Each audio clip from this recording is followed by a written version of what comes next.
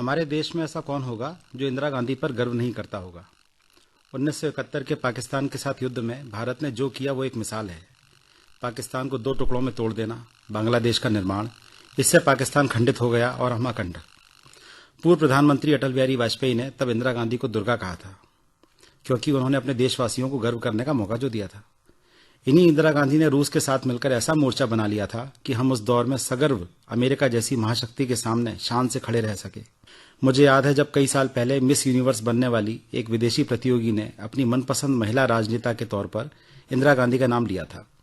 उसका कहना था कि संसार में इंदिरा गांधी के मुकाबले कोई अन्य महिला राजनेता उसे नजर नहीं आती। जाहिर है इंदिरा जी की इसी ताकतवर छवि के कारण भारत न सिर्फ अखंड बना रहा बल्कि विश्व को अपनी मजबूत छवि का एहसास भी कराता रहा। श्रीमती गांधी ने कहा था कि हर भारतीय को अपने देश से प्यार करना चाहिए और जो भारत से प्यार करते हैं उनको चाहिए कि वे इस देश की विविधता में ही एकता की रक्षा को अपने कार्यों में सर्वोच्च प्राथमिकता दें। उनका मानना था कि राष्ट्रीयता की परिकल्पना अपेक्षाकृत नई है।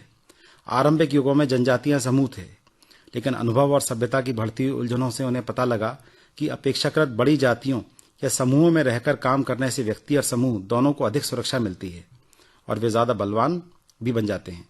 इसी तरह राष्ट्रों का जन्म हुआ। अब बड़े होने की समस्याएं भी होती हैं, लेकिन ये समस्याएं ज्यादा आत्मनिर्भरता, गतिशीलता और अवसरों के कारण जो फायदे हैं उनकी तुलना में कुछ भी नहीं है। देश के प्रत्येक भाग को दूसरे हिस्सों में उपलब्ध साधनों का लाभ और संकट के समय मदद मिलती है। आज की दुनिया तनाव और संघर्ष की है। दूसरों के मामलों में प्रत्यक्ष या परोक्ष हस्तक्षेप किया जाता है और बाहरी दबाव पड़ते हैं। कोई भी देश खतरे के दायरे से बाहर नहीं है।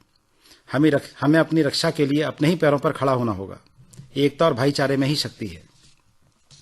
प्राचीन काल से भारतवर्ष की एकता की कल्पना साकार रूप में देखी जा सकती है। विभिन्न राजवंशों, साहित्य और तीर्थ यात्राओं की हमारी परंपराओं से यह एकता प्रकट होती है। आंतरिक संघर्ष, विदेशी हमलों के बावजूद एकता की भावना बनी रही। यूरोप के लोगों को छोड़कर जो भी लोग बाहर से आए वे यहीं बस गए और उन्होंने हमारी मिलीजुली संस्कृति में महत्वपूर्ण योगदान किया। इससे आत्मसात करने और सहिष्णुता की हमारी विशेषता तथा अनेकता में एकता और एकता में अनेकता प्रकट होती है। अनेक विविधताओं के बावजूद हमने भारत को एक समझा है और दुनिया हमें एक देश के रूप में मानती है। स्वतंत्रता के संघर्ष ने हमारी एकता को और अधिक सार्थकता दी तथा भाईचारे और भारतीयता की हमारी भावना को मजबूत बनाया। सभी धर्मों, संप्रदायों और जातियों के लोग इस महान यज्ञ में शामिल हुए। हम में बहुत से मतभेद थे, अंतर थे। हमारे नेताओं में भी यही बातें थीं, लेकिन सब लोग एक बात मानते थे कि हम संगठित और संयुक्त प्रयासों के द्वारा ही उपनिवेशवाद के खिलाफ सफल हो सकते हैं। इसलिए वे एकता के सूत्र में गुथे रहे। स्वाधीनता के बाद हमने देशी रियासतों को देश के शेष भाग के साथ मिला दिया। जल्दी ही फ्रांसीसी और पुर्तगाली बस्तियों का ही भारत में विलय हो गया। दूर दराज के क्षेत्र जो किसी समय अप्रशासित कहलाते थे, उन्हें भी मुख्य धारा में ले जाया गया। इस तरह हमारी राजनीतिक और प्रशासनिक एकता कायम हुई। बाद में इसे संविधान में ही शामिल कर लिया गया। आज राष्ट्रीय एकता की बराबर चर्चा इसलिए हो रही है क्योंकि हमें हर पीढ़ी में स्वाधीनता की रक्षा की लड़ाई नए सिरे से लड़नी होगी और जब तक हम बराबर सावधान नहीं रहेंगे, एकता नहीं रह सकेगी। हमारे इतिहास से स्पष्ट पता लगता है कि जब हमने सहिष्णुता और विराट दृष्टि को अपनाया, हम महानता की ऊंचाइयों पर पहुंचे और जब कभी संकीर्णता का पल्ला भारी हुआ, तब हमने एकता और स्वतंत्रता को खो दिया। इंदिरा जी कहती थी कि परंपरा से हम भारतीय धार्मिक हैं। राष्ट्रीय एकता हमसे धर्म या भाषा का त्याग करने के लिए नहीं कहती, लेकिन वह हमें चेतावनी जरूर देती है कि दूसरों से घृणा करने का प्रचार करके कोई भी व्यक्ति अपनी छोटाई जाहिर करेगा और ऐसा व्यक्ति खतरनाक भी हो सकता है। हमारी भाषा में धर्मनिरपेक्षता का अर्थ धर्म पर न चलना नहीं है, बल्कि इसका मतलब है कि हम सभी धर्मों का समान आदर करते हैं। हमारे शास्त्र पुराणों में लिखा है, सत्य एक है। हाँ, बुद्धिमान उसको अनेक रूपों में जानते हैं। शताब्दियों पहले भगवान बुद्ध ने करुणा का उपदेश दिया और जैन धर्म ने संपूर्ण अहिंसा सिखाई। अशोक महान ने अपने संदेश को शिलाओं पर उत्कीर्ण करवाया, जिसमें कहा गया था कि जब तक हम दूसरों के धर्मों का सम्मान नहीं करते, तब तक हम सच्चे हृदय से अपने धर्म का भी सम्मान नहीं कर सकते। यूरोप में ईसाई धर्म के प्रचार के बहुत पहले ही ईसाई धर्म आरंभ में भारत पहुंच गया था। ईसाई धर्म में शिक्षा दी गई है कि अपने पड़ोसी को भी उतना ही प्यार करो जितना खुद अपने आप को करते हो। यह शिक्षा हमारे प्राचीन उपदेशों जैसी ही है। इस्लाम कहता है, क्या तू उसको प्यार करता है जिसने तुझे पैदा किया है? तो सबसे पहले अपने साथियों से प्रेम कर। गुरु ग्रंथ साहिब में लिखा है, सभी बंदे उसके हैं और वह सबका है। सभी द्वीपों और महाद्वीपों में उसका निवास है। हमारे ही काल में महात्मा गांधी ने कहा था कि सभी धर्मों के एक ही जगह पहुंचने के कई रास्ते हैं। महात्मा गांधी ने हमें हमारा स्वाभिमान वापस दिलाया और हमें राष्ट्र बनाया।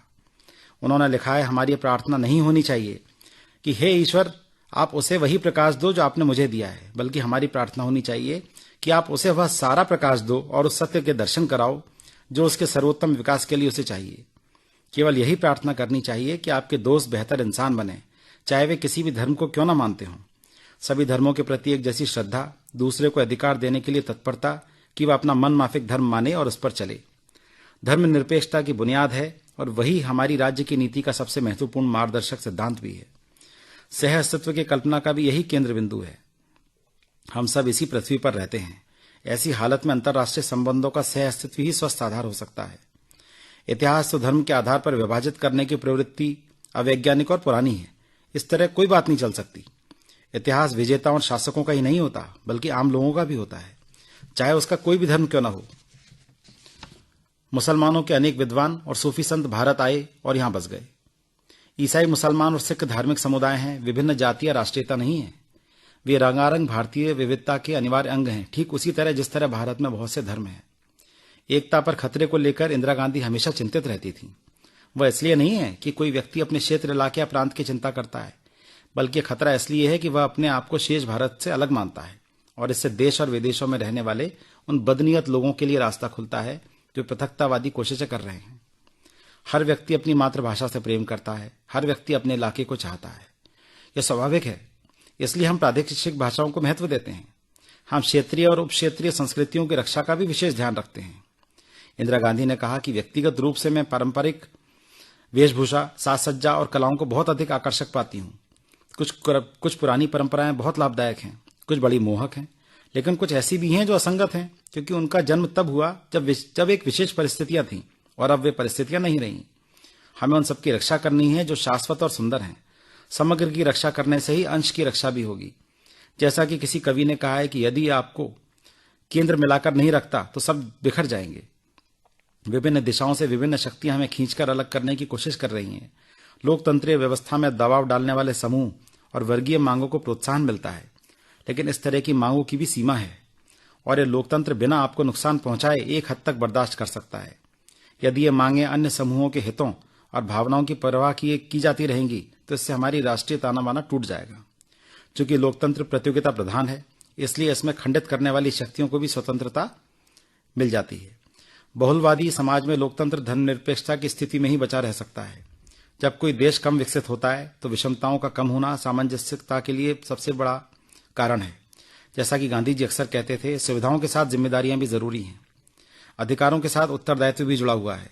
अपने अधिकारों की रक्षा के लिए नागरिकों को एकता की रक्षा की जिम्मेदारी वहन करनी ही होगी। प्रत्येक भारतीयों को अपने देश से प्यार करना चाहिए और जो भारत से प्यार करते हैं उनको चाहिए कि वे इस देश की विविधता में ही एकता की रक्षा को अपने कार्यों में सर्वोच्च प्राथमिकता दें। जब भारत आजाद हुआ तब पंडित जवाहरलाल नेहरू ने हमें याद दिलाया था कि हमारे सपने केवल भारत के लिए नहीं हैं, बल्कि वे सारी दुनिया के लिए हैं। हमारा यह कर्तव्य है कि हम पूरे विश्व की शांति, आजादी और खुशहाली के वास्ते काम करें। हमारी विदेश नीति का भी यह मुख्य मुद्दा रहा है कि हम अपने राष्ट्रीय हितों को इस तरह रखें जिससे उनका अंतर्राष्ट्रीय सौहार्द के साथ संघर्ष न होना पाए। आज राष्ट्रीय और अंतर्राष्ट्रीय समस्याओं के बीच गहरा संबंध है। यह बात अब पहले से भी ज्यादा स्पष्ट हो चुकी है। इसलिए अब हर भारतीय को अपनी